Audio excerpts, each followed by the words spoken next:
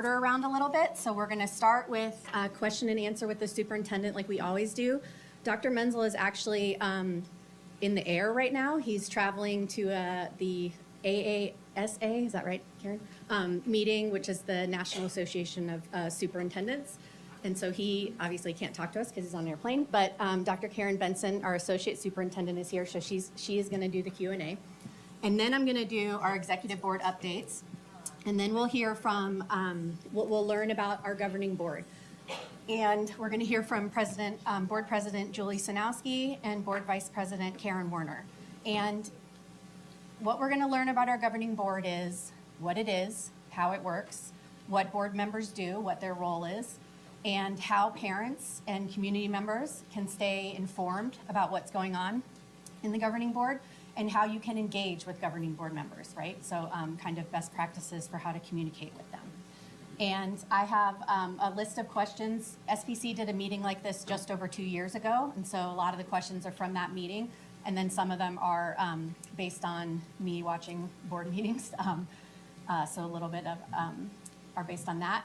And time permitting, after I ask all those questions and hopefully let you guys learn all that.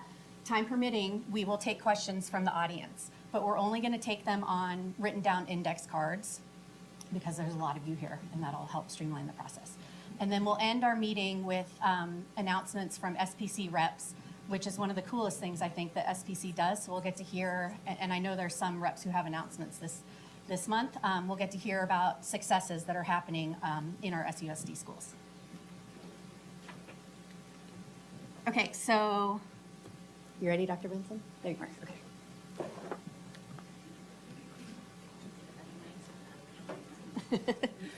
All right, we'll,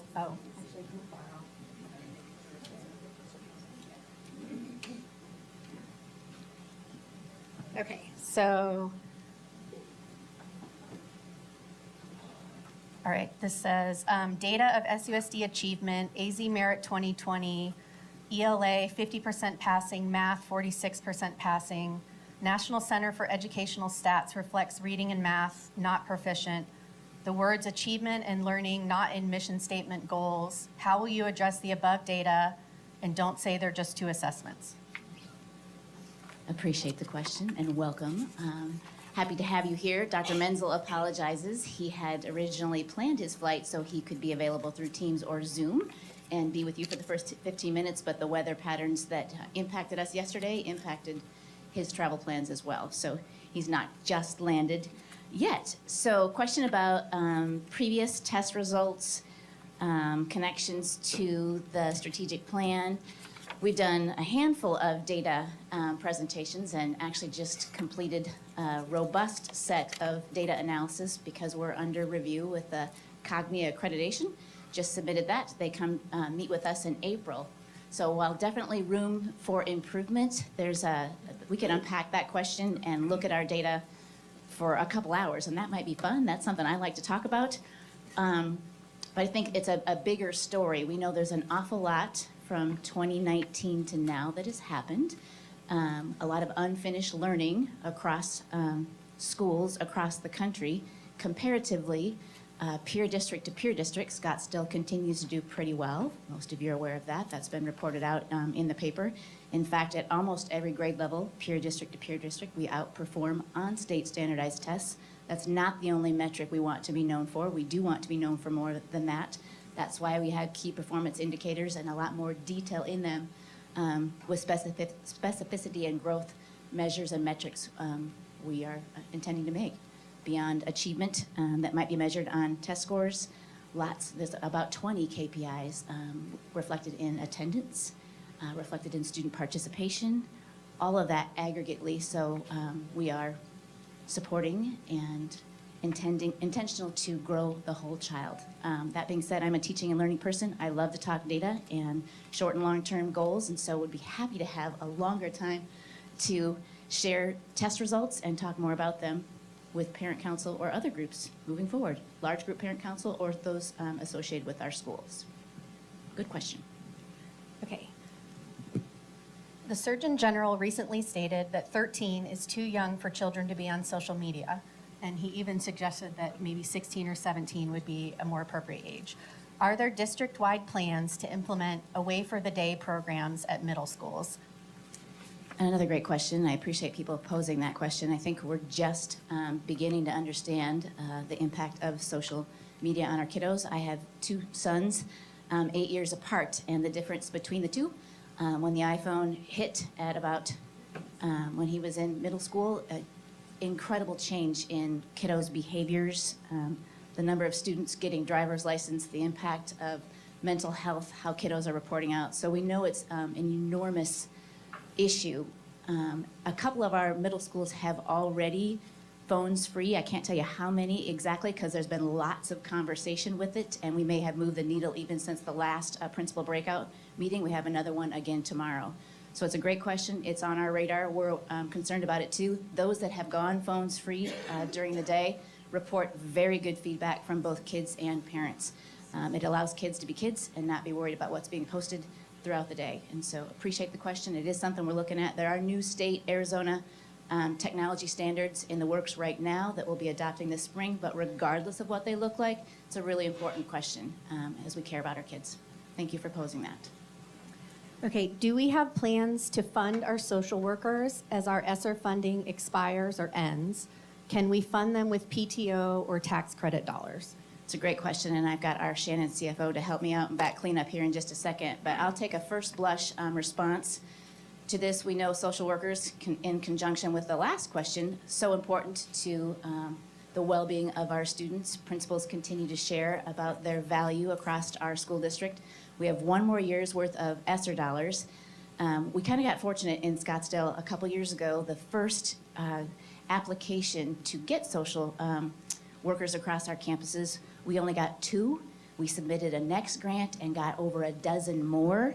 What's at work right now, Tom Horn has said that if you apply for a new grant, you can only apply to receive SRO services.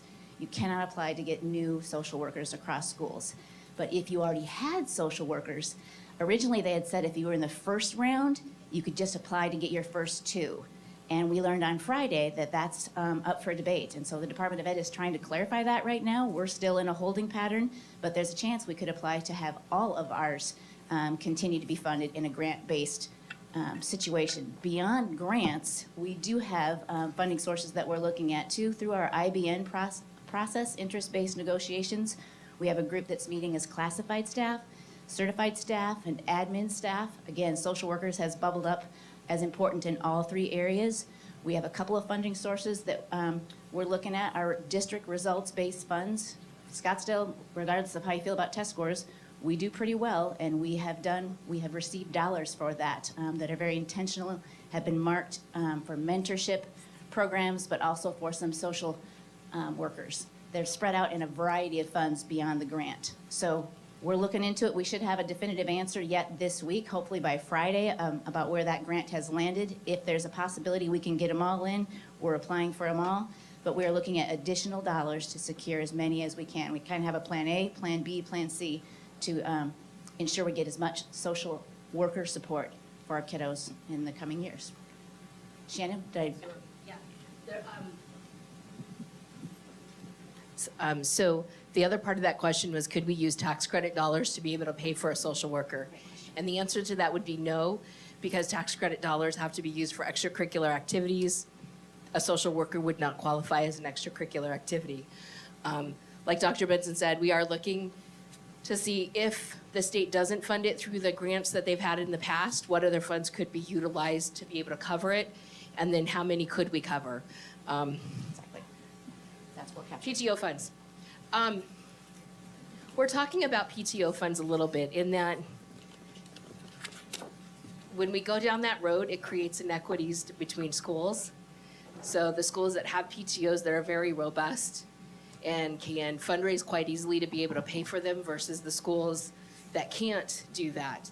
And so one of the things we're looking at is how do we staff our schools where we need to, but then also that we don't create a situation that makes it unequal or unequitable for the schools that may not have PTOs to be able to afford those. So we're looking actually in all areas of what are we staff? What are our staffing ratios?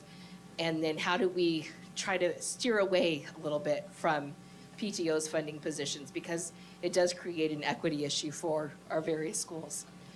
So that's not a yes or a no. We'd like to try to not have to go down that road of creating those inequities. But when it comes to tax credit, that would definitely not be something that we could use. It's a great question, and we're lucky to have parental support. In talking with other colleagues across the country, there are plenty that, because of that very issue, don't allow parent support to increase staffing. Scottsdale has had kind of walked a delicate balance there for the better part of a decade, as long as I can remember, and that there has been some classified support offered at campuses. And so it's something we're looking into because we want to involve our community members in those conversations, and we're grateful that we've had community support and parental support. Very grateful. Okay. Should Pebble Go, that has a slide that states a mother is someone who identifies as a woman, be on our elementary students' school laptops? Yes or no? It's a great question also. I have the opportunity to facilitate the supplemental review committee, and we've had a couple other members, anybody else in the room that's on that committee, and just trying to check. Thank you. So the question was posed, if we have any digital resource and we purchased it from a vendor, what happens when they update that resource and we're not aware of what they might have updated? That is a fantastic question. I think it's the reason, the main reason for the supplemental review committee, because that's the selling point for vendors. Having been director of curriculum for a very long time, that was the reason they got you to buy it, because they would say, once you buy your textbook, it's not obsolete. We can add the latest scientific research, who the presidents are, so you're not 4 presidents back when you're looking at a social studies text. It's a selling point, but it's also a really important part of the conversation we have with our community members. I do think we need to review resources, and we just asked the last couple aggregate resources, including PebbleGo. PebbleGo's got a big scope. There's a lot of school districts that use it because it allows, it reads the text to kiddos, and that's why it was originally purchased here about a decade ago. Kids can follow along and track the words and hear the words at the same time. There's not a lot of resources that do that. So for beginning readers or for our English language learners, it's a great resource for that. That being said, there are changes that they have added, and so it's a great question. That's why we're reviewing it. If there's materials that, we can do 2 things. If there's materials we believe are not appropriate, we can flag those and identify, suggest to our teachers we're not going to use that lesson. But also, if we notice a slant in our resources, we have a responsibility to talk to our vendor and say, here's what we're seeing, what's everybody else seeing, and can you respond to that? Because about a year ago, that happened, and there was a response from a vendor that took a look at how balanced their information was. So it's a great question. Whether or not something's appropriate, we will be taking to that committee to have those conversations, and they will help decide, versus Karen Benson just deciding day by day what's most important or appropriate for your kiddos to be seeing. I don't know of a lot of other districts that have that kind of committee, but I think it's really, really important. We know the Supplemental Review Committee, Supplemental Materials Review Committee. Good questions. Okay, There's only been a couple of materials requested. We have another meeting coming up in the next couple of weeks, but we've only met one time yet this year. Okay, this question is specifically addressed to Dr. Menzel, so I guess you can just do your best. We'll see. To channel him. In your interview in June 2019, you stated, schools are supposed to be democratic organizations reflecting the interests of the community. With that in mind, what did the election of board members Werner and Carney, both of whom campaigned on getting back to basics and focusing on academics, tell you about the SUSD community? I am going to punt that one to Dr. Menzel, I believe, since it was posed to him that he and I had talked earlier, and I had just said if there's a question that comes directly to him, or the one that I don't know the answer, if it's legislative or otherwise, that would share it with him, and he could message it back through our Kim, so I appreciate that. I think there's an awful lot of talk about schools, public schools as unifying places for our communities, and how important creating spaces like this are for us to engage in conversation. Some of you know that I'm a runner, and I usually have an earbud in my ear, and was listening to a little excerpt from a book called Street Data that had, it shared, no matter what the question is, the answer right now is community. Talking through things, allowing spaces for people to be heard, allowing us to have a shared understanding of different people's perspectives, because the public school allows for that and is a unifying place for all of our kids. It takes all kids. So appreciate you all being here. Is there any more question? Or that was a good little segue for me to shift. Thank you for allowing me space to be here with you today. I am going to stay and listen and support our board members too, because I believe that's part of my role as well. But again, thank you for carving out time in an evening to come here together and share space in this conversation. Appreciate the time and space. Thank you so much, Dr. Benson.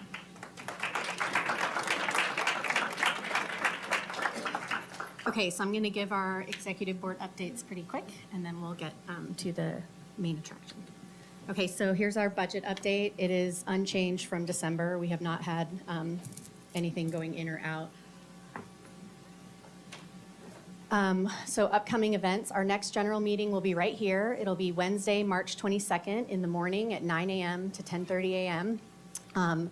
Barring anything happening anywhere on our campuses, we will get to meet one, maybe two of SUSD's Crisis Canines, and we'll also hear about the SRO program. And we will also have a short presentation from the SUSD Foundation. They'll talk about who they are, and they are a big supporter financially of the Crisis Canine program in the district. Next Wednesday at 9:30 a.m. at Renegade Coffee, we're having one of our PTO roundtables. We have these. We aim for once a quarter. We'll get better at that. But yeah, we have these a couple of times a year. We bring together PTO representatives, PTA, APT, whatever your organization is called. There's a lot of letters. And they get together from the schools throughout the district, and they talk about best practices. They troubleshoot, and then they also build community. These are really popular. People who go really enjoy them and think they're really worthwhile. Oh, and Renegade Coffee is actually donating the coffee for this roundtable, which I thought was very cool. Okay, Larissa, you want to talk? Hi.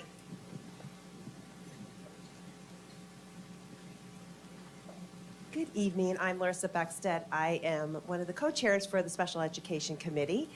And it's springtime, and we do a lot of discussions about transition. For our children, transition from one grade level grouping to another can be very traumatic. So we have been working with Dr. Brooke Williams to provide these presentations.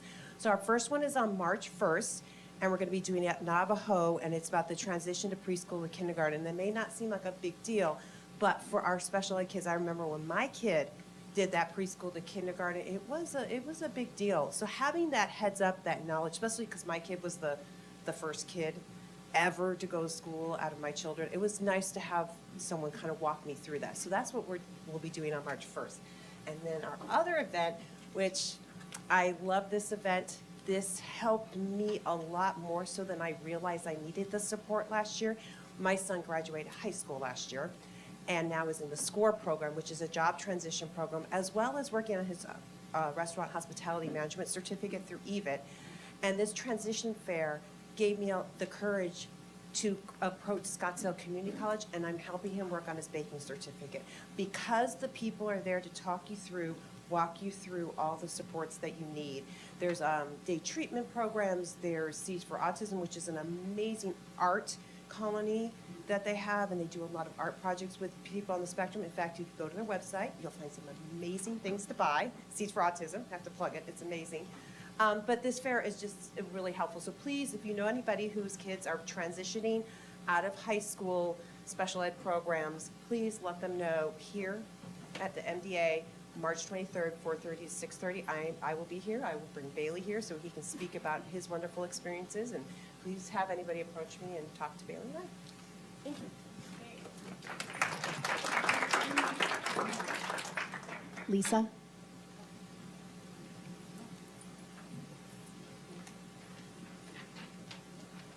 And Karen. Good evening. I'm Lisa Canarish, and this is Karen Gifford. We are the co-chairs of the Social Responsibility Committee, and we just wanted to go over, well, first of all, some of our goals, real quick, are investigate and recommend bullying prevention and reduction practices to increase inclusion and social responsibility, partner with SUSD to share recommendations and identify community needs, advocate for timely and thorough dissemination of all SUSD bullying policies and other relevant information, and to provide parent education and resources to build partnerships and stakeholders. And as you can see, we will be planning a family education event on belonging and preventative and restorative practices, and we are planning that for early fall next year. Next slide. Am I the best? Oh, okay. And then we also are looking to connect with the Student Advisory Board. They had done a survey, I believe it was fall 2022, where they surveyed high school students and they asked them what was important to them. And one of the top 3 was mental health and how it's addressed in the district. And some of the comments were that they felt like it wasn't being taken seriously and there weren't enough resources. So we're hoping to connect with them and discuss their concerns and how we can work together in partnership with them. And then we have Oh, it's okay. yeah, no, you didn't come here to see her. Oh, no. So we are also looking at data with the district reps on our committee. And we have Margaret Cerna from Cabinet, who's the elementary executive director. She's supervises the principals and works with them. And so she's on our committee, as well as Dr. Libby Hartwells, who's a board member, and Shannon Cron, who's our Director of Student Services, which deals with student mental health, school climate, behavior, all of that. So we're getting data around last school year, 21-22, and this school year, year to date, around how many bullying cases are elevated to the district level and investigated and found to have been bullying. So we're looking at that across gender, across race, ethnicity, disability. The anecdotal reports we've had as a committee from parents are that those classes of students are the ones, being bullied. So we want to find out who's being harmed and how they're being helped, and how to help parents know how to help their children if they're being bullied, and how to report and escalate if needed, and all of that.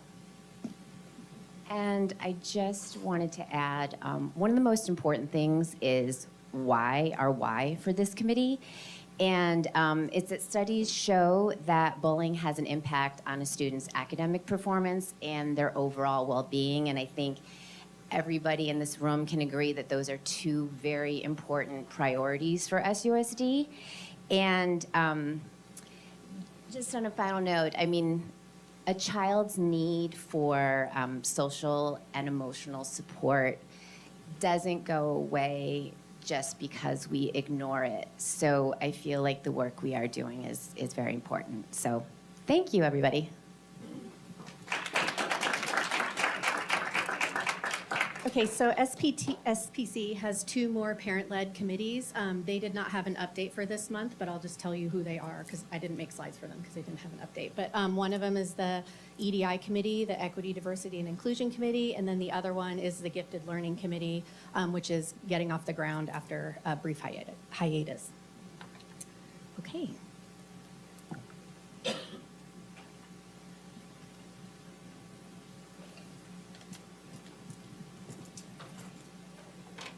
Okay, so the first thing I want to say is thank you both for coming here tonight. I know that, well, we're going to get to how much work. I feel like your job is a lot of work, and it's unpaid, and we're just really grateful that you chose to come spend your time with us tonight. So thank you very much.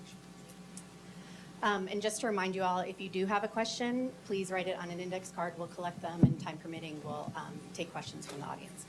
Okay, so the first question is, how do you view the role of a governing board member?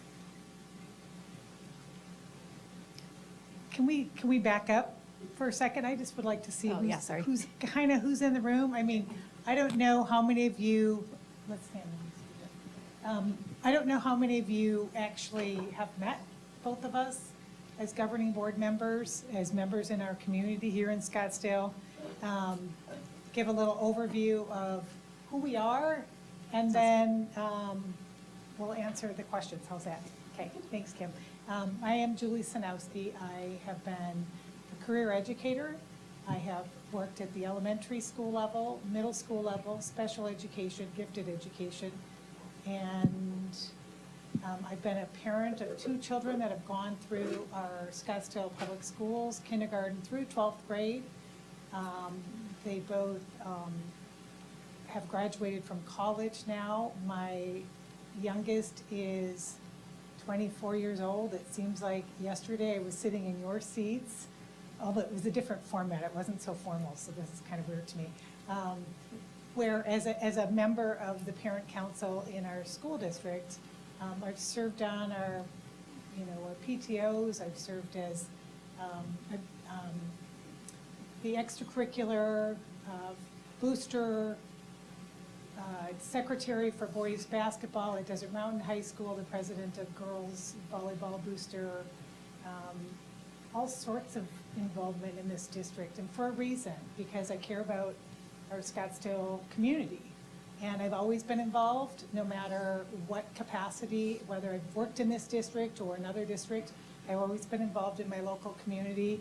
I think that we are all very important to make the progress that's necessary for us to be successful. It's interesting, I feel like that target changes sometimes month to month. So the target of what success looks like kind of is depending on what our students are dealing with.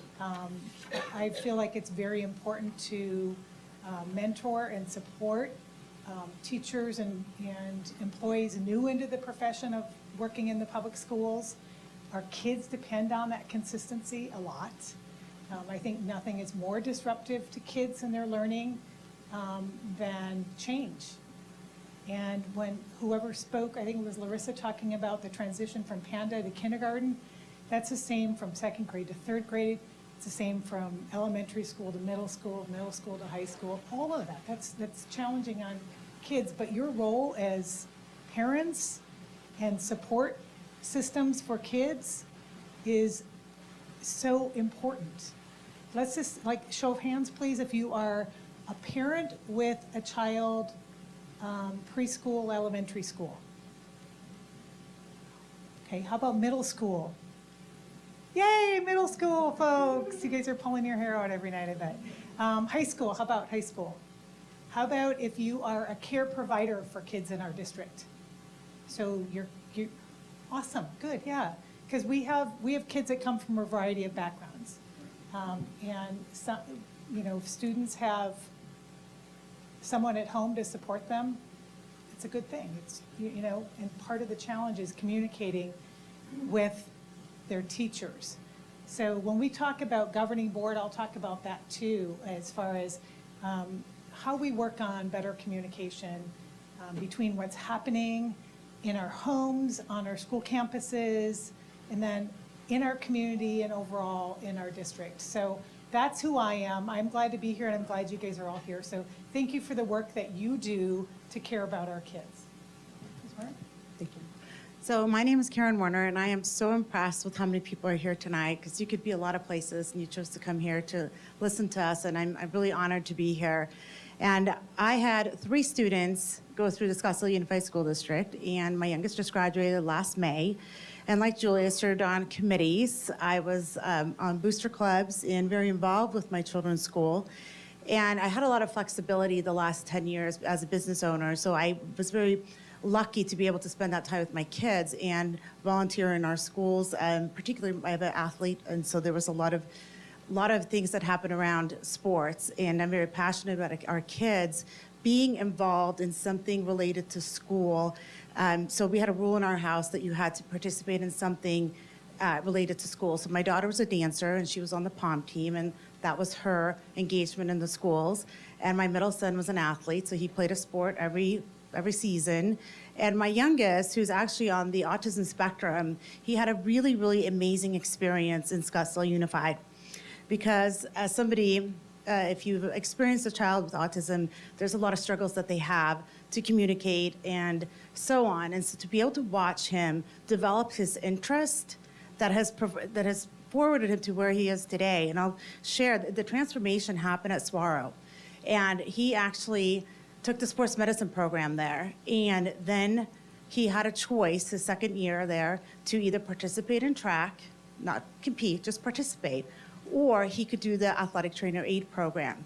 He chose the athletic trainer aid program with Nikki May, and it was transformational for him because it sparked an interest in him to move on and take a class at EBIT and become a certified EMT when he graduated, which led him to NAU. He's in the Honors College studying biomed, and he just decided this week that he's going to become an embryologist.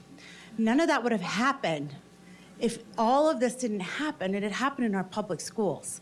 So I am passionate about SUSD, and it's an honor to be on this board and to be elected, to be able to support everyone here and to make a difference for all of our students and our staff. So your question was, as I recall. Yeah, so what how does do the- you view the role of the Yeah. governing board member? Well, we are actually, I think if we sit though, You then folks can't see like everybody. that aren't in the front row don't get to see us. I just try to, I mean, if you want Trying to to make you sit, I'll comfortable. sit, but Yeah. I'm also kind of one of those people that resist those rules if they don't make sense to me.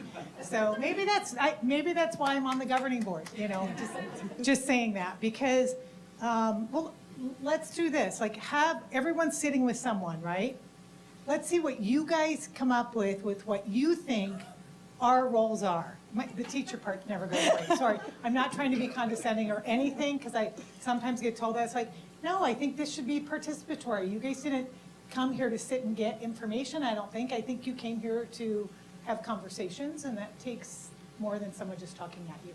Are you okay with them? Totally good. So you guys sit at whoever you're around, and talk about what you think the roles of the governing board is. Go. I came to get information. I'm sorry. I love what you're trying to do. There's other questions. That's fine. If you came to get information, just be, I'm for ripping the Band-Aid. that's fine. Just be patient with other people who are going to be doing this. I don't want to do it. We're not doing it. We don't want to. Okay. Okay, go ahead and participate with it if you want. If not, just sit and relax, and it's really not a waste of time. Well, you don't have to be here, right? I'm just saying, like, people who are here because they want to learn. What do we know what the governing board does? How the hell do I know? Tell us. We are about to, that's okay, just go ahead and continue on. If you think, like, have a conversation with folks around you of what the governing board is.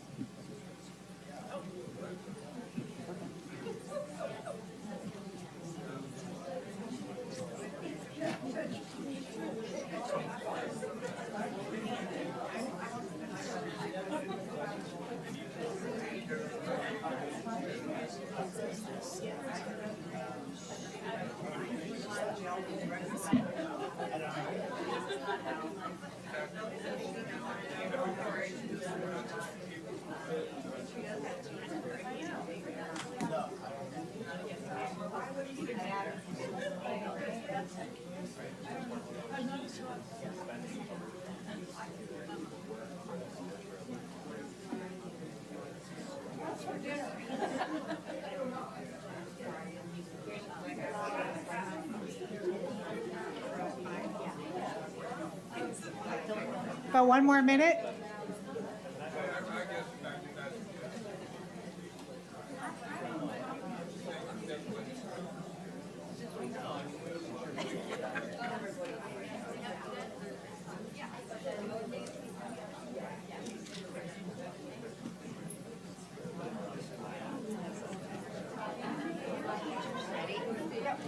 Okay, let's gather back. I just want to make note, like, Scottsdale Parent Council, as I recall, is here to raise up all kids and raise up all parents. And just like anywhere you go, you don't have to participate, but you can be respectful. And that's one of our district parts of our decorum, our expectation. So I get that some of you just want us to tell you, but you can go on the website and read this. You can go on the Arizona School Board Association and read this information. I thought it would be more fun to encourage community here, because that's what we're all about. These are district public schools. This is our community. And so I'm going to ask that everyone from this point on respect that not everyone's in the same place. And some people learn differently than others. And I've always been a person that learned through engagement. So if you're not that person, you know, hopefully you still get the information when you walk out the door. And ultimately, that's why, you know, what the goal is. So what do you think the purpose of the school board is? Yes? I think the purpose of, I have a loud voice. I think the purpose of the school board is to listen to the parents, gather information from the parents, represent the parents' point of view in making their decisions. I do not think that is the responsibility of the school board members individually to move forward on what they think. What's your response to that? So it is our responsibility to listen to our community, the parents and our staff. And the other thing that we do as a responsibility of being on the governing board is that we do set policy, and our superintendent then implements those policies. We oversee the superintendent. He's our only, I'm giving away all the answers. So anyway, he is our only employee. And I'm going to punt it back to you. No, that's Yeah. great. So I see it because neither of us are current parents. Right, they're all Right? graduates. Our Yes. kids have graduated, so that means our input, who's not a parent in this room of kids in Scottsdale schools, an immediate parent? Does that mean your voices don't matter? Does that mean your input can't be great? So I caution us in just saying we only listen to this person or this person. Yes, we need to be listening, right? Absolutely. And there are very many ways to do that, but it's not just for parents. We have students we listen to. We have preschool kids that can tell their teacher every single day, some way, shape, or form, what they need, what's going well. And so that communication is really important. We have kids that are beyond 18, they're legal adults, and they're still in our schools, and we still listen to their interests and their needs. So I want you to think of community as this representation in here. There was a reason I asked who's in the room. Because you all are here for a reason. And hopefully it is to see our district, or the students in our district succeed. That's the bullseye of the target for me as an individual. So our students succeed. How we get there includes lots of different facets. Okay, so Vice President Werner mentioned Superintendent Menzel, and she mentioned that he is our only employee. That is correct. He is the person that we oversee. We do not micromanage employees of the district. It's inappropriate for us to ask employees to do things special for us because of our elected position. And I think that's really important. It's kind of one of the, as I've found out over the last few years, I think it's one of the greatest misunderstandings is that governing board members are the bosses of the district. Like, we're the parents of the district, and we get to say what happens all throughout our house, like our schools, right, our campuses. And that's not true. That's an overstep. That's not what we're for. We're to make policies and make sure the practices that are in place help all of the employees, whether they're grounds, facilities, whether they're a classroom teacher, whether they're a traveling itinerant teacher or an academic coach or a school administrator or a site level employee or district employee. That doesn't matter. We want all of our employees to be successful, because guess what? That means that all of the children that come onto our campuses are more likely to be successful. But when you mentioned about parents, that's where the key of success is for the child to take what they learn at school, have those conversations and discussions and pulling it all in to make sure that the learning is real to them, it's meaningful, and it's going to help them become what they want to be. Because neither of us can go to this class, this is who you're going to be when you grow up. And this class over here, this is what you're going to be when you grow up. We don't know that, and I spent 30 years working with kids in the classroom. 170 kids a day on a regular basis. A lot of them didn't know in middle school what they wanted to be when they grew up. So I wasn't focused on careers. I was focused on well-being of the children. Because I don't want to define what a kid's going to do when they grow up. Even as a parent, I still just try to nurture my own children like I did to my students in my classroom so they could be what they wanted to be. Not what I wanted them to be, not my vision of them. Okay, I have some more questions Yeah. about what it's in general, about the governing board in general. And I would like to ask these questions and have you guys answer them because SBC does have some goals for this meeting, which is to really, first and foremost, I want to educate everyone. And hopefully it's not dry and boring, but that's our goal. So I'm going to stick to it. I'm going to put my foot down. Okay, and then we might have time permitting, we can ask and kind of have more of a conversation. Okay, so how do you define good school board governance? And maybe you should start off by actually defining that, and then for the audience, and then what does it mean to you? So there's a lot of research and detail that goes into good governance and being aware of everything that embodies the education system, from the students to our teachers to our buildings to our budget, curriculum, and having a good knowledge, and again, listening to our community and our parents and putting all that together, and then being able to really make good decisions for our district when things come across the dais for our approval. And you take it away from there. Yeah. I see good governance is oversight, being alert, being aware, but not micromanaging. That's what I see good governance is, not overstepping. I think that's important. Okay, what are the qualifications, like what do you have to do to become a board member? Are there any qualifications? Yep. You were just recently elected. Yep. So you have to be 18. You have to live in the district, and and you have to follow the state laws and statutes and so on.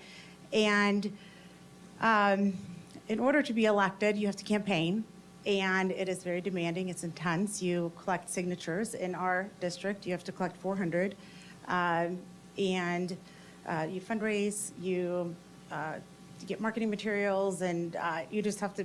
It's not a whole. When I filed to run, they didn't have a lot of direction, so I had to figure out my way, and so those would be things that you would want to. I think I'm fumbling the question a little bit, but No, that's it, right? yeah, You just I was do it. going into what the election process. And so there's one more thing. You cannot be an employee yes, of the yeah. school district that you're governing in. So that's why I retired from teaching Yeah. to run for school board, because I was teaching in this district. Okay, what training do you receive as a board member? We saw some of that on the first governing board meeting in January, but what training? Can you talk about the training you Well, get? I'll talk a little bit about it. So there's you were just that one. Yeah, I was just that one.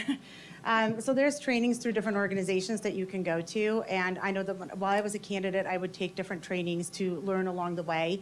And what we did well in this district this year is we had 3 really great orientation meetings that were done by employees in. You were at one of them, to really kind of get us up to speed to what was going on. And those were really, really helpful. And there's always ongoing trainings because there is a lot to learn. So there's a lot of different facets of being a governing board member. So it's something that we just continue to do, go to different trainings and continue to develop ourselves. Right. Arizona School Board Association, Arizona School Business Officials, that has more of the business components of it. When Vice President Werner, the training that she mentioned, because the past board sat down and said, what is it that we felt like would have been helpful to be better tuned in on your first day on your job? So we sat down and talked about our different experiences, and at that time, there were 2 different onboarding experiences to call from. And so I always feel like in leadership, it's really important to do better for the next group.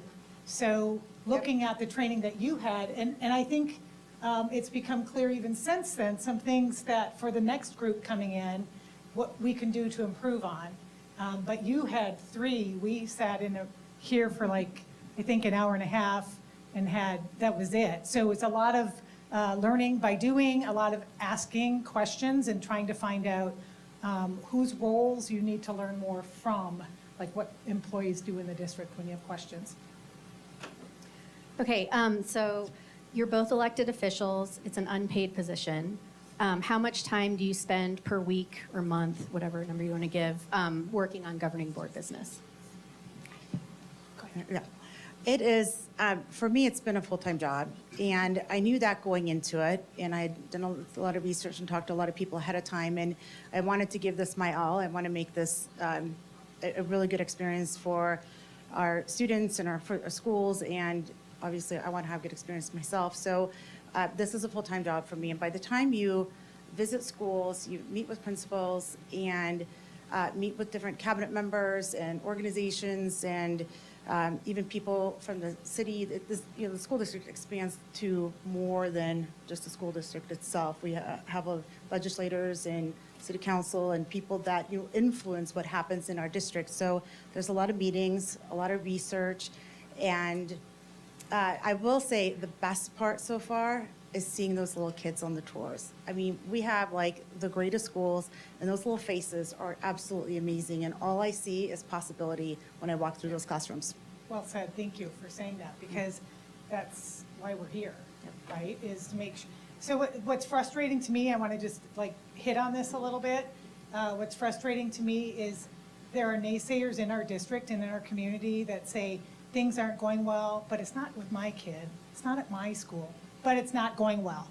And I'm like, I beg to differ, because go around the district and see all the good stuff going on. You could also attend the May SPC meeting. It's all about school celebrations, and it's one of my favorites. It's really fun. Oh, Yeah. good. So we have like, each school gets 2 slides. Some cannot fit it on 2 slides, and it's 3 slides, but it's really fun. Super, yeah. It is a full-time job, and if you're trying to hold down a full-time job in addition to doing board work well, it's very tricky. Let's say that. Okay, so each of you, there are 5 learning communities in SUSD, right? The high schools are kind of the nucleus of those. And what does it mean that each of you is assigned to a learning community? I see that role. This year I'm with Desert Mountain, I've been with Saguaro and also Coronado, and this year I'm with Desert Mountain, as I said. And I think it just kind of means being available to them and trying to get down to really understand what their challenges are and what their successes are, and trying to help everyone be successful.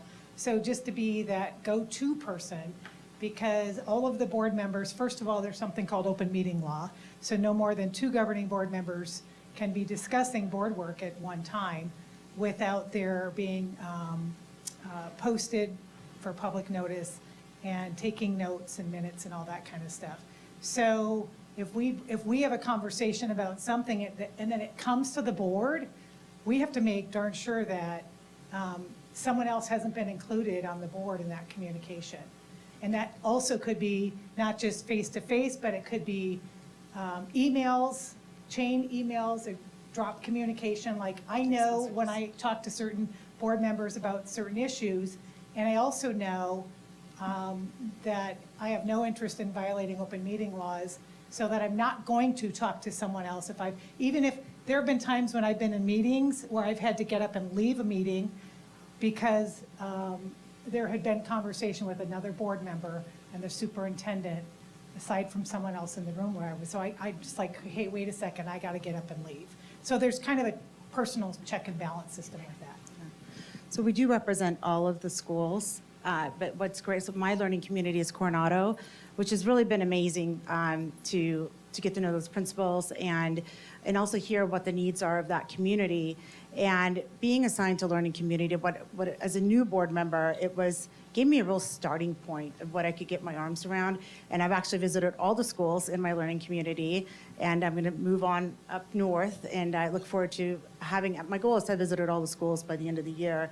But I really do like the setup of having my learning community so they know they can reach out to me. Okay, so now we're going to get into some questions about meetings.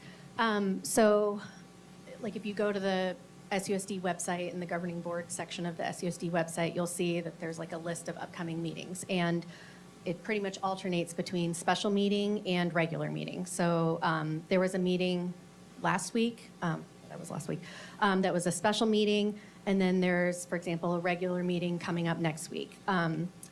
What are the difference between those two meetings? Do you guys talk about different things? Like, Can we Why are throw they- in another form of meeting yeah. that the public doesn't have purview to? Oh, no, I and have those- I have a question about that later. So Oh, right okay. now, just, yeah. Okay, just those Yeah, two? just Okay, those thank you two. for Yeah, the why are they direction. named different things? and- One allows for public comment and the other one doesn't, basically. And public comment, by the way, is not required by law. We choose to honor and recognize that because the voices of our community are important. Okay.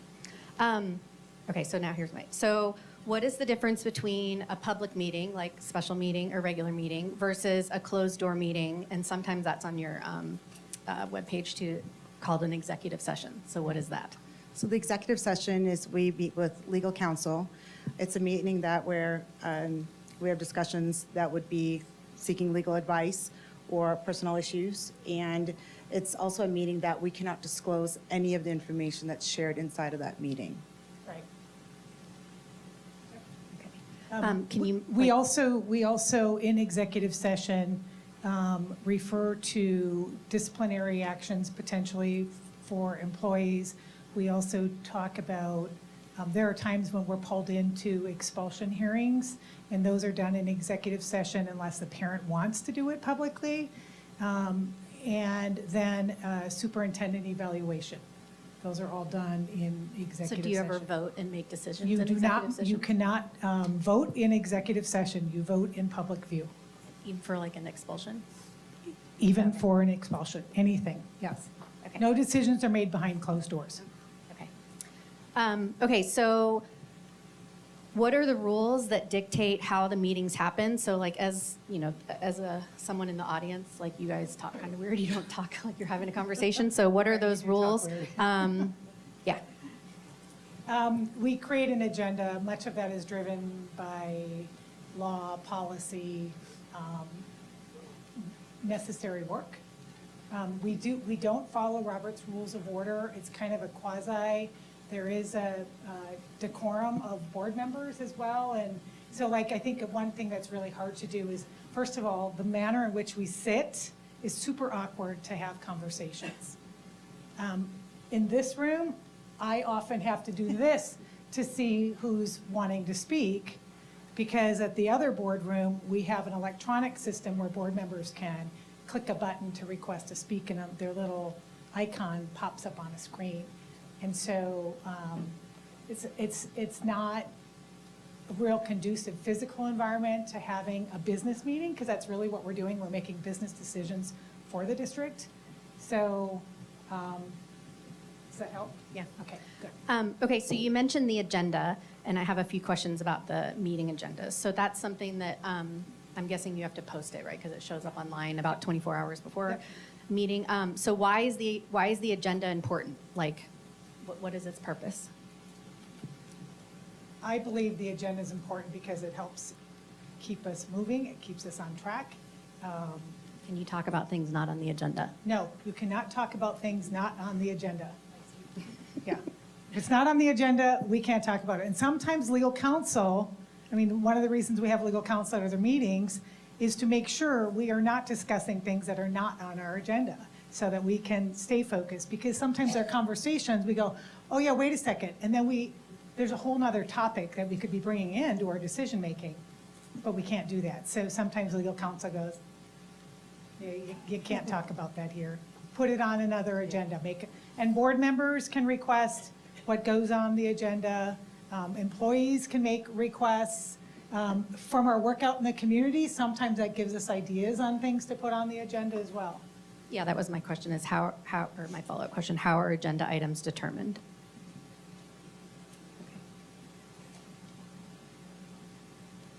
Okay. At every governing board meeting so far this calendar year, board policies have been on the agenda and have been discussed. what are governing board policies and are they binding, and for who are they binding? Yeah, what are they? They are binding for the district. So our basic functions as a school board: legislative function, executive function, and appraisal function. So we talked about the executive function, basically ensuring that the superintendent is following the policies and making sure that the education system is embedding those practices. So the policies are basically our district rules. There's a difference between a practice, a protocol, a procedure, and a policy. And sometimes those terms get intermixed incorrectly. So when someone says it's a policy, our policy manual is posted on our district website. And then it's also stored in board docs, housing source on the internet. So we have to follow our policies. We can amend the policies and change the policies as we see necessary, basically for the appraisal function and making sure there are efficiencies in our practices. Anything you want to add? No, I think you covered it. Okay. Yeah. So we've mentioned a lot of things like the webpage where the meeting is, board docs, and I will be putting together kind of like I don't know if it'll be an infographic or social media post email with all these things. So you guys don't have to go hunt for them on your own. Okay, so Karen, you mentioned that you have a goal to visit all the schools this school year, which I think would be really fun. And what are some of the things, in addition to visiting schools, as a board member, what are you doing when you're not in meetings? What else are you doing? I'm in meetings a lot. Phone calls, research, looking things up. There's a lot to learn coming in being new, and I was very fortunate to have really good relationships coming into this position inside of the schools because I was involved for so long. And it really involves, I think I have more meetings now. I think I might actually be busier now than I was when I was campaigning, just with meetings, talking to people on the phone, and then researching, putting things together. There's a lot of listening to the community and then making decisions, putting things together that either are going to go on the agenda or have a discussion with whoever could be a deciding factor in making changes happen. Those are things that I do on a daily and a weekly basis. And to expand on that, I think it's important that governing board members are taking on that role of being another set of eyes, another set of ears to how to improve our district. How do we get better? I was at Saguaro a few weeks ago and I noticed the ceiling, like it was right after rain, we had some water issues, and I took some pictures and sent them to Dr. Menzel, and I said, is this something we're addressing? And it was, yes, we're addressing that. And that next day, we actually got a facility overview of projects and what stage those projects in, and the roof at Saguaro was on that. So I was like, good, it's kind of something like if you notice something, you bring it to the attention. Like, how do we improve? I think that's constantly something that governing board members need to almost be like the cheerleader for the district, recognizing the good things, but not being blind to the things that we need to improve upon. Okay, now I have some questions about how to communicate with you guys. So how does the board, or how do you as members, how do you prefer to hear from parents or the community?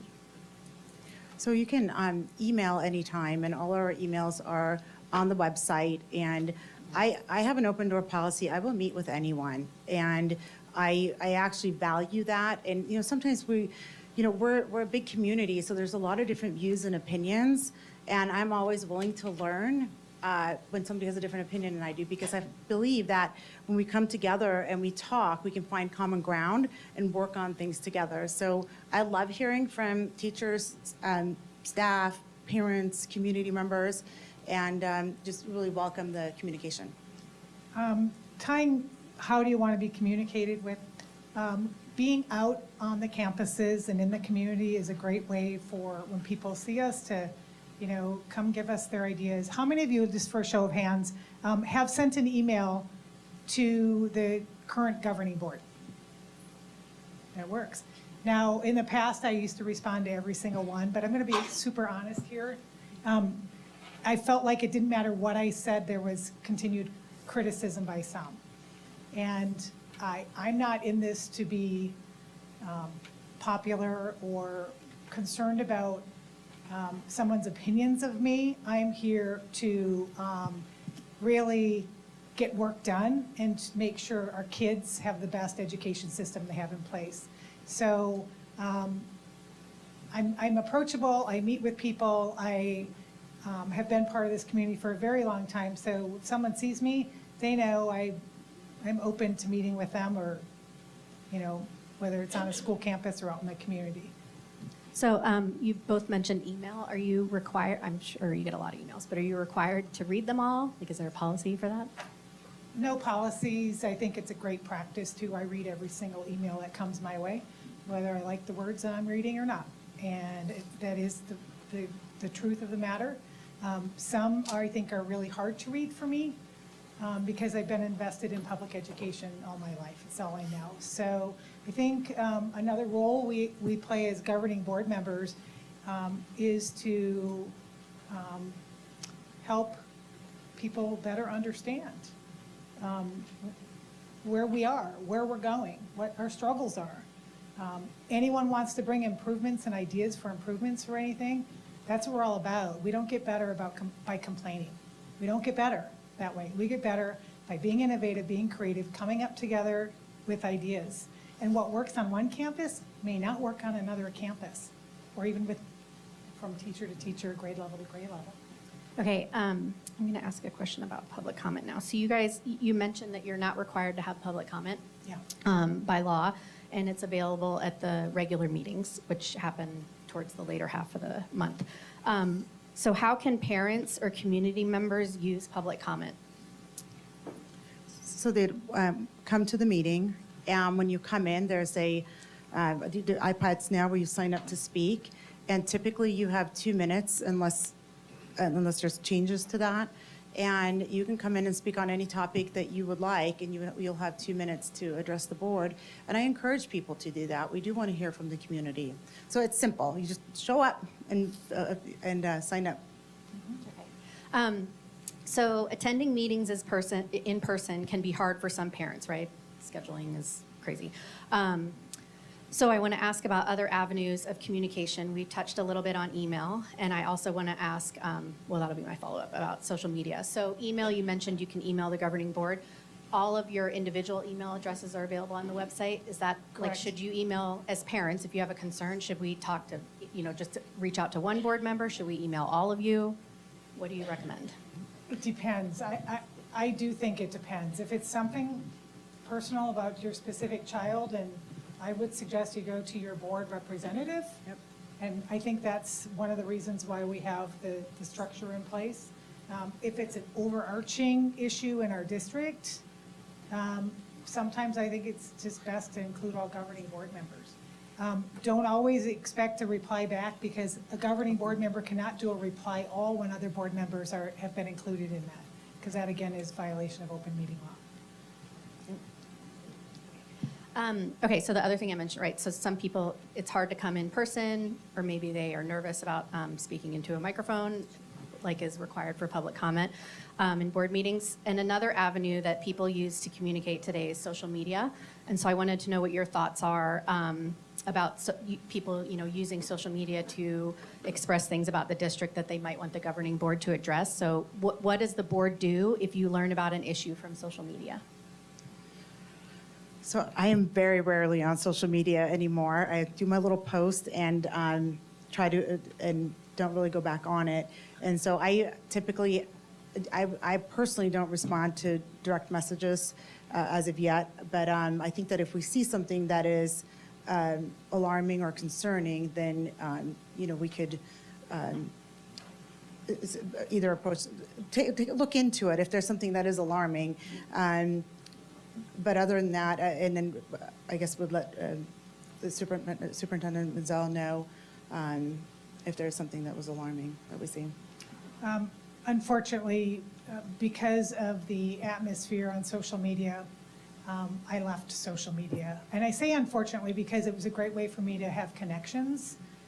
My family's all over the nation, and so, my people know how to get a hold of me if they want to get a hold of me, the old-fashioned conversations and phone calls and email or text works, but I'm not on social media. Once in a while, someone will send me something on social media, and I just say, you know, if it's not urgent and necessary, you know, I can't get pulled into the weeds there. I have to stay focused on what my job is, and that is district governance. Okay, so we touched on email, public comment at meetings, and I guess bumping into you on a campus visit. Are there any other ways that community members should communicate with you? Or parents too? I strongly welcome folks to invite us out to their groups and stuff. Like, I've been invited to our mosque here in Scottsdale several times for their community functions.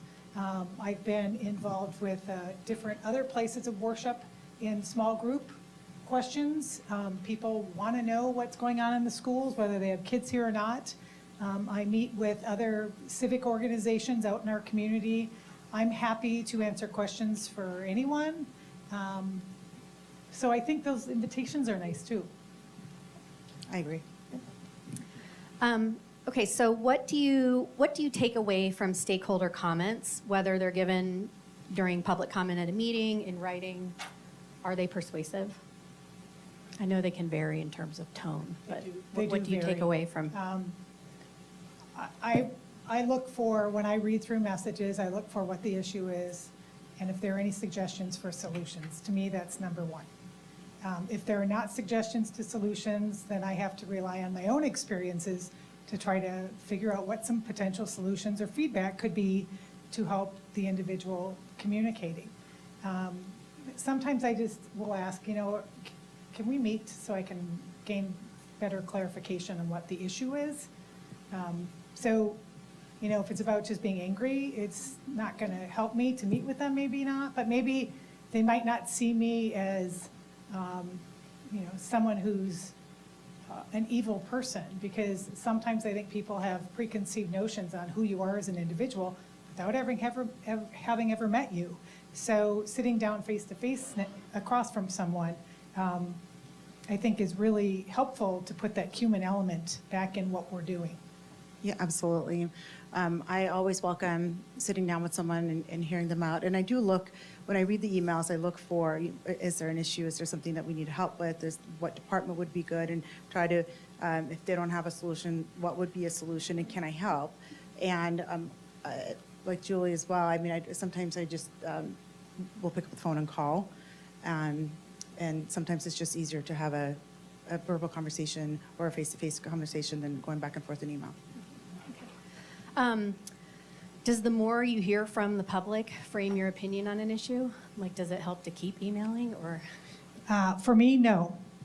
And that's a resounding no, because my focus has always been and will always be the best interest of our kids, period. Based on my professional experience or input from other people. So, I mean, yeah, so should we write you once very persuasively?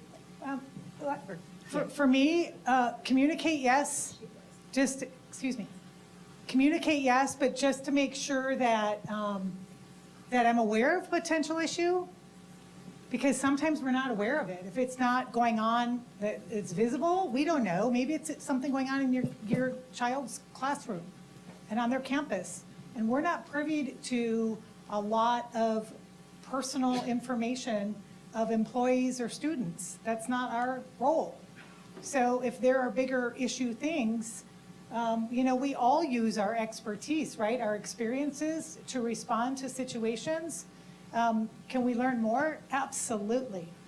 And that's why I think it's important to ask for clarifying questions and ask, you know, trying to problem solve. Again, based on our own experiences. We can't solve problems based on someone else's experiences. We don't know what they are, unless someone's going to tell us. Right. So emailing once, and if you're asking for, you're needing a solution or there's a problem, you know, if you email me, I'm going to read it. And if there's something that I can do about it, I'm definitely going to reach out and see if we can get a solution or get it pointed in the right direction so that, it can be resolved. Okay. Okay, so I want to ask questions about how you make decisions, and I think this is probably the hardest thing you guys do, I'll say. So we live in a very diverse community. The needs of one school community, right, we have 5. So one school community or a student group can differ widely from one another. How do you balance the needs of various school communities or student groups and what stakeholders are asking or emailing you about? You mentioned something in this meeting earlier tonight, and it was in regards to extracurricular funds and also our Scottsdale Foundation and how they help. So we have a lot of different networks of safety nets to assist and provide support. We've got our Scottsdale Choros, we have all sorts of civic organizations, we have AAUW, we have lots of them that come in and try to support our schools. So I think that continuing for Dr. Menzel, one of his charges is to build those relationships because we've had probably 13 superintendents in the last 26 years in this district. So I think our employees crave consistency of leadership, our students need it, and I think having that consistency is really important because you're absolutely right. From one campus, a classroom could be very different from another classroom. So it's got to be looking at what the needs are instead of going, everybody gets this. It's like, let's figure out what the needs are and then how do we provide support for those particular needs in a classroom, in a campus, in a complex, in our district. So as I visit each campus, it really is extraordinary to hear what the staff have to say about the school and the principal, and I love learning about it. But I always, before I leave, will ask, what do you need? Like, what do you want? And those things are really important to me because every school is different. It has a different vibe. And their needs are very different. And I think that's what, as a board member, I do want to focus on that to the best of my ability that I can do and bring in resources that are available if that's something that we can do. And no school so far has had the same needs. And I find it just invaluable to be able to support each of those schools with what it is that they need. So I want to dig a little deeper on this. So what do you do if, for example, let's see you see, or you've been told, or you visited a school or whatever, that they need something, but the community is against it. How do you make, and I'll let Karen answer first this time, how do you make difficult decisions? Because I think you guys are going to have some, right, as governing board members. There's even diverse, maybe a better way to word this question would have been, there's a lot of diverse opinions in our community. How do you decide? So some of the needs that I've heard from the schools that I've gone to, and I actually grabbed Shannon on the way in and said I'm going to come have a meeting with her because there are some things that a couple of the schools have a need for, and it involves finances at this point. And so I want to sit down and really get an understanding of how we as a board and as a district can support those schools. And that's really important to me. And I think that, again, listening and then really just being solutions oriented and figuring out how can we make this happen for the school and then being able to do it. You want to add anything? No? Okay, so those are all the questions I have. We have about 10 minutes left until our reservation ends. So if you guys have questions that you wrote down on index cards, we'll collect them. Yeah. So I'm going to have they're coming around to the basket.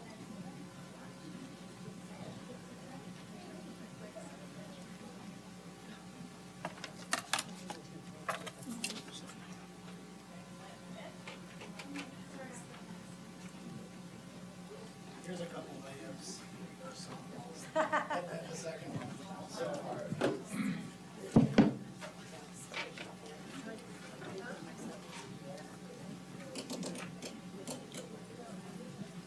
Okay, this is for Board President Sanowski. When did you first read the transcript of Dr. Menzel's interview in 2019? There's 3 questions on this card. Do you agree with his comments about needing to dismantle, disrupt, and then recreate something that's socially just and more equitable? And does that apply to SUSD?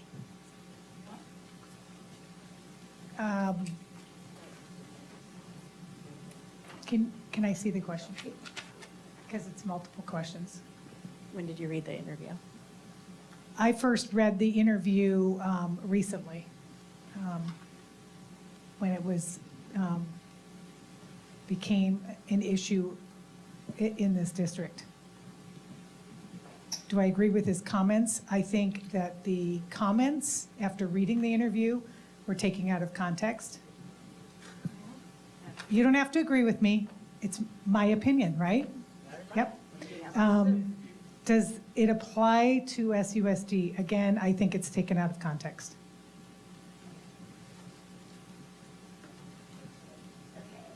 This is for Vice President Werner.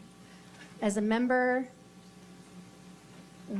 of the EUD, SUSD Task Force, what are your ideas for a broader sense of belonging for students?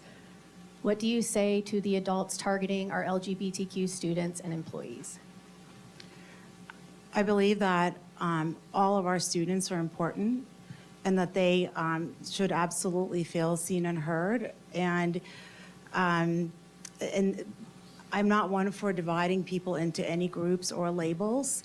And when my son was diagnosed with autism, his psychiatrist said to him, the only label you will ever wear is your name. And I'm a firm believer in that, so I stand behind all students.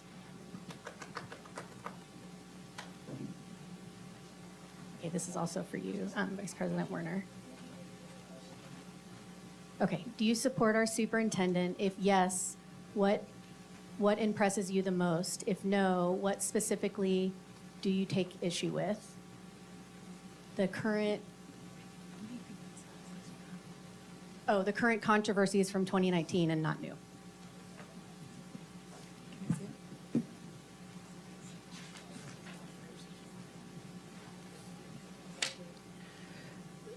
So regarding the 2019 interview, I shared my feelings about, my impression of that interview and my opinion of it. I know most of you heard my comment on the radio, which immediately afterwards, I had a meeting with Superintendent Menzel, and we had a conversation about it, and he knows exactly where I stand.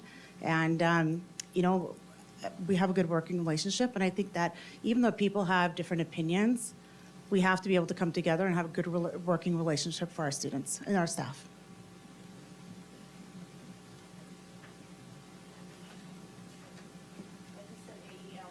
Aggregate expenditure limit? But it was raised or waived this year, yeah. Thank goodness. When was it raised? Last week? Recently. Yeah. Great, Woohoo, yeah. fantastic. Okay. I think this is for both of you. You've talked a lot about research. What role does data play in school board decisions? For me, it means a lot, data does. But I think you have to look at the source of information as part of your fact check. And I think you also cannot eliminate the human elements of your decisions. So I can think something just looking at data and think I can come up with a solution or a response to something, but without recognizing how it impacts the humans that are going to have to live by it, I think would be irresponsible. So that is very important, and we look at a lot of it being on the governing board, and you have data for test scores and proficiency rates and all of that, and it has to be taken into account as we move forward. And then also the human element matters as well, because, and I'll just break it down to testing. So I have 3 kids, and they all test completely different. But it gave me a sense every year as a parent to where they were at. And I think that's, whether it's testing or it's going into any other area, the data is important, and we have to look at the consistency of it year over year over year. Okay, this is for Vice President Werner. You've appeared on J.T. Harris's Chalk Talk Show and invited him on SUSD campuses. Given his likings of inappropriate pictures on Twitter, I'm not reading all of this, with hashtags that I'm not saying out loud, can you assure us that you'll no longer be on his show or invite him to SUSD? So I've actually never invited him to a campus here, and I was unaware of anything when I went on recently. I've been on his show twice, and up until after I had been on, there was unaware of any of the controversy. And I did actually follow up with them, and apparently there's a lawsuit going on, so there wasn't a whole lot that they could share. What's funny is when I went on his show last, I was actually going on there to talk about my support for lifting the AEL this time. And the question that I was asked was not supposed to be asked, or wasn't part of what I had been prepared for by his producers. So, this is just part of being an elected official and being invited to speak somewhere. I don't know if I'll ever be on a show again, and I don't know what's going to happen with the things that you said on there because I don't know much about it.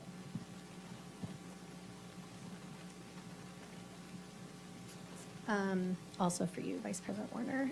Last Friday, many of us received what appeared to be a canned email from you, and you stated things are not always as they seem. What did you mean by that? So they're not. So both of us have been, our email boxes are very, very full right now, and they aren't always as they seem. There were some accusations made in those emails against myself and Board Member Carney that are not true, and they are not as they seem. And, I welcome conversations. If you want to sit down with me, send me an email. We'll go grab a coffee.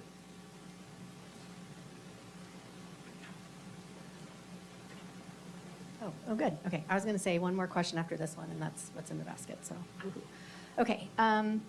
There are differences of opinions on what is best for students. How do you take that into consideration in making your decisions? We touched on this a little bit, but any other follow-ups?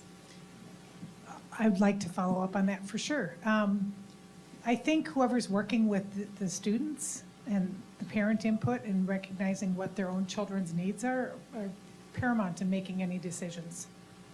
So it's not just about what facts or data is showing, but it's a bigger picture than that, for sure.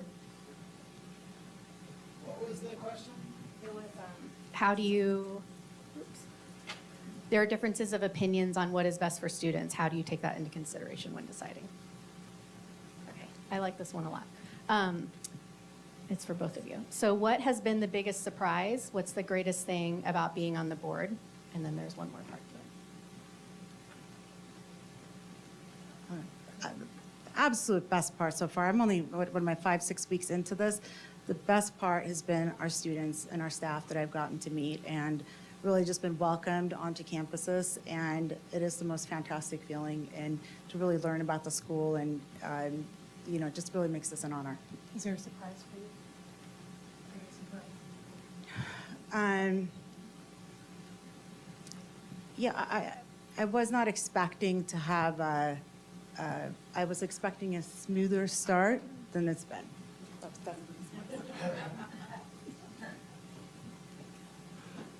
It's really a loaded question. Best part about this is seeing our students be successful afterwards. And they've gone through our school system and they're happy and they're doing what they aspire to do. That's the best thing. And when you're in it long enough, you do get to see that no matter what position you're in or what place you hold. So to me, that's why I'm here. One more thing too. When you hear from employees that they are happy and they feel secure in their jobs and they want to come back to Scottsdale schools, that's also a bonus for me because we need our employees to work with our kids. So I'm actually going to end it there. The second part was what's your least favorite part, but I'm all about leveraging successes and focusing on the positive. So that's what I'm going to end with you. We have a little bit more of our meeting. We have time for updates from school representatives. I know there are at least two. Larissa, did you figure it out, Larissa? Okay. And Karen, do you want to give your update? And if any other reps have an update, feel free. Hi there, I'm Karen Gifford. I'm the rep for Mojave Middle School. And I'm really excited to tell you we are revamping our multi-tiered systems of support that help with behavior. And it's a multi-tiered system in that it supports all students foundationally. So all students get taught the school-wide expectations for behavior. They get reinforced for those behaviors. And there's accountability system in place for when they don't meet the expectations. It's really great stuff. It's improved academic scores as well as attendance, teacher retention and recruitment, and teacher attendance actually improves as well in schools that implement this system. We also have a new principal. Our principal resigned, and we have our assistant principal, formerly Ms. Kristen Tyndall, is serving as interim, and she'll continue through the end of this year in that role. She's being supported by Mr. Brian Court, who was a former Saguaro principal as well as a former Mojave teacher. So he's going to be serving the assistant principal role the rest of this year, and the principal search will be conducted for the new principal for 23-24. Ms. Tyndall isn't interested in that, but we're really glad she's stepping up to help us through this year. We have an update from Chaparral. So if you haven't seen on social media, our pom and cheer team did absolutely amazing at nationals. They did 17 out of 113 teams for a small varsity dance and 6 out of 13 for a small junior varsity game day. And our jazz and Margot choirs received the superior ratings at the NAU Jazz Festival. So great things to celebrate. We also have an interim principal, and we are going through the interview processing this spring as well. Thank you. Do any other reps have any updates? Okay, so before you get up, I just want to thank Board President Sanowski and Vice President Warner for coming to speak here tonight. I don't know that it was that easy, and I really appreciate you guys giving your time and being willing to talk to the community at large. And thank you all for attending. If you did not sign in and you want to learn more about SPC, please do so on the way out. Thank you.